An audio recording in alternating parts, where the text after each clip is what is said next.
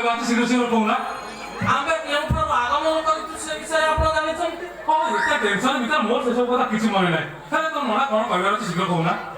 ଆମେ ଭାଗଲପୁର ଗାଁରୁ ଆସିଅଛୁ। ମୋର ନାମ ଶ୍ରୀ ମକରଧ୍ୱଜ ମିଶ୍ର, ମୋର ଗୋତ୍ର ଶ୍ରୀ ଭରଦ୍ୱାଜ ଗୋତ୍ର। ଆମ ବଂଶ ଇତିହାସ କହି ମହାରାଜ ଦଦାତି କେଶରୀ 1100 ବର୍ଷ ପୂର୍ବେ ଓହୋ ନନା ଆପଣ ମାନେ ବଂଶ ବଂଶାଳୀ ଭାଷା ଶୁଣିବାକୁ ମୋ ପାଖରେ ଆଦୌ ସମୟ ନାହିଁ। କେବଳ ବଡ଼ ଭାଇ କହିଲେ ବୋଲି ମୁଁ ତମକୁ ସମୟ ଦେଉଛି। ତା ଛଡ଼ା ତମେ ଯେତେବେଳେ କହୁଛ ଆମ ଭାର୍ଗବପୁର ଗାଁରୁ ଆସିଛ, ସେଠି ତ ଆମର ଗୋଟେ ଫାର୍ମ ହାଉସ୍ ଅଛି। ଠିକ ଅଛି ତମେ ଯାହା କହିବାର ଅଛି ନନା ଶୀଘ୍ର କୁହ, ମୋ ପାଖରେ ଆଦୌ ସମୟ ନାହିଁ। ଆମେ ବହୁତ କର୍ମବ୍ୟସ୍ତ ଲୋକ। ଏଇଟା ମୋର ଆତ୍ମାର ସହିତ ମୁଁ ପ୍ରକାଶ କରୁଛି, କିନ୍ତୁ ମୋର ମାନସିକତା ଅତ୍ୟନ୍ତ ଦୁର୍ବଳ ଅଛି। ଦେଖନ୍ତୁ ଏ ଆଲୋଚନାଟା ଅତ୍ୟନ୍ତ ଗୁରୁତ୍ୱପୂର୍ଣ୍ଣ। ଦେଖନ୍ତୁ ନନା ଆପଣଙ୍କ ଆଲୋଚନାଟା ଯଦି ଅତ୍ୟନ୍ତ ଗୁରୁତ୍ୱପୂର୍ଣ୍ଣ ତାହେଲେ ଆପଣ ଗୋଟେ କାମ କରନ୍ତୁ, ଆଜି ଆମ ଘରେ ରହିଯାଆନ୍ତୁ। ଖାଇବା ପିଇବାର କିଛି ଅସୁବିଧା ହବନି। କାଲି ସକାଳେ ମୁଁ ଆରାମସେ ମୁଁ ଆପଣଙ୍କୁ ଟାଇମ୍ ଦେବି, ଯାହା କହିବାର ଅଛି ମୋତେ କହିବେ। ଦେଖନ୍ତୁ ଶକ୍ତି ବାବୁ, ଘରେ ମୋର କଳପ୍ରିୟା ପତ୍ନୀ, 5ଟି ସନ୍ତାନର ଜନନୀ ସେ, ପଞ୍ଚମ ସନ୍ତାନଟି ରୋଗାଗ୍ରସ୍ତ ଅଛି। ତେଣୁ ମୋତେ ଶୀଘ୍ର ଘରକୁ ପ୍ରତ୍ୟାବର୍ତ୍ତନ କରିବାକୁ ପଡ଼ିବ। ତୁମଠାରୁ ଆମେ ମଧ୍ୟ ବହୁତ ବ୍ୟସ୍ତ। ତାହେଲେ ନନା ଯାହା କହିବାର ଅଛି ଶୀଘ୍ର କହୁନାହାନ୍ତି।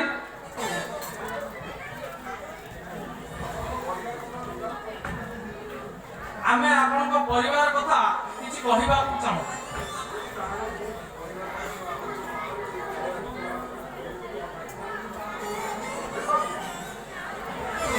ନନା କିଛି କହୁନା, ଯାହା କହିବାର ଶୀଘ୍ର କୁହ। ଦେଖନ୍ତୁ ମୋ ପରିବାର କଥା ମୁଁ କହିବାକୁ ଆସେ। ଆଚ୍ଛା ଶୁଣନ୍ତୁ, ମୁଁ ସେ ଦୁଃଖୀରାମ ଦ୍ୱିବେଦୀଙ୍କ କଥା କହୁଛି। ତାହେଲେ ଆପଣ ଆପଣଙ୍କ ପରିବାର କଥା କହିବେନି, ତାହେଲେ ମୁଁ ଆପଣଙ୍କୁ ସମୟ ଦେଇପାରିବିନି, ମୁଁ ଯାଉଛି। ବିରକ୍ତ ହୁଅନ୍ତୁ ନାହିଁ। ମଧୁମେହ, ରକ୍ତଚାପ, କର୍କଟ, ଯାଦୁ, କାଛୁକୁଣ୍ଡିଆ ଇତ୍ୟାଦି ରୋଗ ଆପଣଙ୍କୁ ଗ୍ରାସ କରେ। ସବୁ ଜାଣିଛନ୍ତି, ଆଉ ଯାଇ କହିବାର ଶୀଘ୍ର କହୁନାହାନ୍ତି।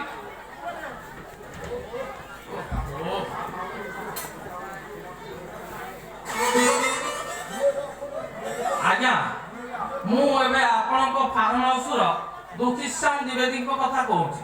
ସେ ଆପଣଙ୍କ ଫାର୍ମ ହାଉସଟାକୁ ପୁରା ଖୋଳ କରିସାରିଲାଣି। ପୋଖରୀରୁ ମାଛ, ଫାର୍ମରୁ ନଡ଼ିଆ, ଆମ୍ବ, ପଣସ ଇତ୍ୟାଦି ବିକି ଚାଲିଛି। ଆଉ ଗାଁ ଲୋକମାନେ ମାଗିବାରୁ ତାଙ୍କୁ ଗୋଟେ ହେଲେ ବି ଦଉନାହିଁ।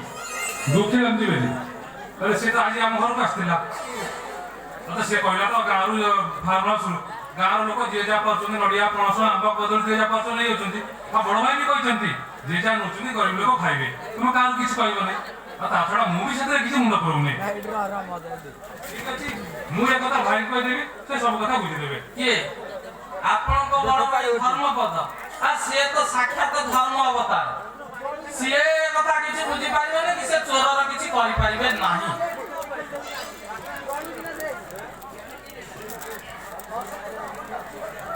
ଓହୋ ନନା, ତାହେଲେ ଏସବୁ କଥା ଆପଣ ଆମକୁ ଯାଚିକି କହିବାର ମାନେ କ'ଣ ଅଛି କହିଲ? ମୋର କିଛି ସ୍ୱାର୍ଥ ନାହିଁ। ଦେଖନ୍ତୁ ମୁଁ ପରିଷ୍କାର ଭାବେ କହୁଛି, ମୁଁ ସେଭଳି ଲୋକ ନୁହେଁ କି ସିଏ ତା ଫାର୍ମରୁ ମୋତେ ଆମ୍ବ, ପଣସ, ଲିଚୁ ଇତ୍ୟାଦି କିଛି ଦିଏ ନାହିଁ। ତେଣୁ ସିଏ ଏମିତି କଥା କହି ଆପଣଙ୍କ ପରିବାରର ବ୍ରେନଟାକୁ ୱାଶ କରିସାରିଲେ। କିନ୍ତୁ ସେ ଏମିତି କୃପଣ ହାରାମି ଲୋକ। ଆଜି ସକାଳେ ତ ସେ ଆସିଥିଲା, ସେ ବିଷୟରେ କିଛି କହୁନଥିଲା। ସେ କିଛି କହିବ ନାହିଁ, ଏମିତି ମିଛ ସତ କହି ଆପଣଙ୍କ ଘରୁ ଚାଲିଯିବ। ଓହୋ ନନା, ଆପଣ କ'ଣ କହିବେ କହୁଥିଲେ, ଆପଣ ଶୀଘ୍ର କହୁନାହାନ୍ତି। ମୋର କ'ଣ ବହୁତ ବ୍ୟସ୍ତ ଅଛି, ବାହାଘର ଗେଷ୍ଟ ମାନେ ପଳେଇଯିବେ, ହଇରାଣ ହଉଥିବେ। ମୁଁ ବୁଝୁଛି ଆପଣ ବହୁତ ବ୍ୟସ୍ତ ଲୋକ। ତମେ ଜାଣିଛ ତ କ'ଣ କହିବ, ଶୀଘ୍ର କହୁନା। ଶୁଣନ୍ତୁ, ମୁଁ 32 ଟଙ୍କା ଗାଡ଼ି ଖର୍ଚ୍ଚ କରି ଏଠି ଆସିଛି। ଆପଣ ଯଦି ମୋ କଥା ନ ଶୁଣିବେ ତାହେଲେ ମୋ 32 ଟଙ୍କାର ମୂଲ୍ୟ କ'ଣ? ଆରେ କ'ଣ କହିବାର ଅଛି ନନା, ତମେ ଶୀଘ୍ର କୁହ, କାରଣ ମୋର କେତେ କାମ ବାକି ଅଛି। ମୁଁ ଯାଉଛି, ଆପଣ ନ କହିବେ ମୁଁ ଯାଉଛି।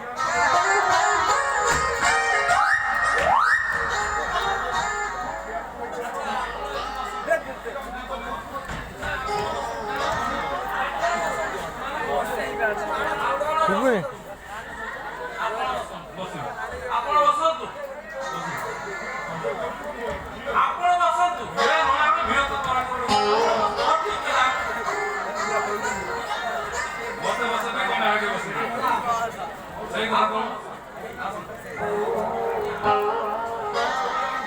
ଆଚ୍ଛା ଦୁଃଖୀରାମ ଦ୍ୱିବେଦୀ ହଉଛି ମୋ ଭିଣେଇ କଣ ଶୁଣୁଛନ୍ତି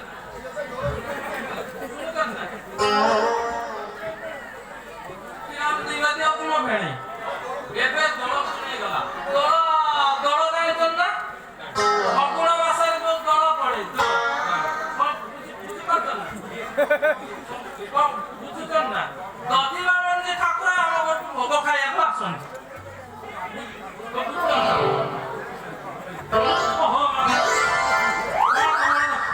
କଥାବାର୍ତ୍ତା କରିବ ମୋର ବସୁଟା ହାତ କଣ ଏମିତି ମାସ କଣ ତମର ଇଏ କି ଅଭ୍ୟାସ ହାତ କଣ ଗୋଟେ ମାସ ଏମିତି ଏମିତି କରୁଛ ଏସବୁ କଣ ପେଲି ଦେଲି ମୁଁ ପେଲା ଖାଇବାରେ ଦୂରନ୍ତା ମୋର ସେଥିରେ କିଛି ମନ ଦୁଃଖ ହବ ନା ଆଚ୍ଛା ଦୋଳ କଥା କହୁଥିଲି ପା ଦୋଳ ଜାଣିଛନ୍ତି ନା ଫଗୁଣ ମାସରେ ଯୋଉ ଦୋଳ ହଁ ଜାଣି କାଳେ ମୁଁ ଦୋଳ କରୁଥିବି ଆପଣ ଅଲଗା ବୁଝୁଥିବେ ଫଳ ଫଳ ଦୋଳ କହିଲେ ମୁଁ ଫଳ ଭାବିବି ତମେ ତ ବସି ଯାଉଛ ତାହେଲେ ଆପଣ ବସନ୍ତୁ କଣ ଦୋଳ ପୂର୍ଣ୍ଣମୀରେ କହୁଛୁ ହାତ ହାତ ମାରିବନି ଠିକ ଅଛି ମୁଁ ଏ ଜାଗାରେ ହାତ ନ ମାରି ଅଲଗା ଜାଗାରେ ମାରିବି ଆଉ ମୁଁ ଅଲଗା ଜାଗାରେ ମାରୁଛି ଆପଣ ଯୋଉ ଦୋଳ ପୂର୍ଣ୍ଣମୀ ଜାଣିଛନ୍ତି ନା ଫଗୁଣ ମାସରେ ହୁଏ ଗୋପୀନାଥ ଠାକୁର ଆମ ଗାଁକୁ ଆସନ୍ତି ଭୋଗ ଖାଇବା ପାଇଁ କଣ ବୁଝୁଛନ୍ତି ନା ତମେ ତ ବସିବ ଯାହା କହିବା ଅଛି ପାଟିରେ ଦେବ ହାତ ଏମିତି ମାରୁଛୁ କଣ ସବୁ ତମେ ଜାଣିପାରୁଛ କୋଉଠି ହାତ ମାରୁଛ କି ଜାଣିପାରୁଛ ଶୁଣନ୍ତୁ ମୁହଁକୁ ମୁହଁ ଯଦି ନ ପଡିବ ତାହେଲେ କଥାର କିଛି ଚାର୍ମ ରହିବ ତମେ ମୋର ପାଟି ବି ଲାଗି ରାଗନ୍ତୁନି ଏଠି ବସନ୍ତୁ ମୁଁ କହୁଛି ଆସନ୍ତୁ ତମେ ହାତ ମାରୁଛ ଜାଣିଛ କାହା ହାତ ମାରୁଛ କି ଜାଣିଛ ମୁଁ ମାରିବିନି ଆସନ୍ତୁ ମୁଁ ଆସିବିନି ତମେ ଗୋଟେ ହାତ ମାରୁଛ ଗୋଟେ ବସିକି ଗୋଟେ ମୁହଁକୁ ମୁହଁ ପାଖରେ ମୁହଁକୁ ମୁହଁ କଥାଟା ମାଇକରେ କଣ ଶୁଭୁନି କି ଗୋପୀନାଥ ଠାକୁର ଆସିଥିଲେ ସେ ଭାରି ପ୍ରତ୍ୟକ୍ଷ ଦେବତା ଆମ ଘରକୁ ଠାକୁର ଭୋଗ ଖାଇବାକୁ ଆସନ୍ତି ମୋର ଗୋଟେ ଭାରି ପ୍ରତ୍ୟକ୍ଷ ଦେବତା ମାନେ ଯାହା ମାଗିବ 3 ଘଣ୍ଟା ଭିତରେ ସବୁ ମାନସିକ ପୂର୍ଣ୍ଣ ମୋର ଗୋଟେ ଗର୍ଭଣୀ ଗାଈ ହଜିଥିଲା ବୁଝିପାରୁଛନ୍ତି ଗର୍ଭଣୀ ଗାଈଟା ହଜିଥିଲା ମୁଁ ମାନସିକ କଲି ଠାକୁରଙ୍କ ପାଖରେ ସେ ନଡ଼ିଆ ଗୋଟେ ମାଗିଥିଲି ବା ନଡ଼ିଆ କଣ ବୁଝିପାରୁଛନ୍ତି ନା ଶ୍ରୀଫଳ ବୁଝିପାରୁଛନ୍ତି ନା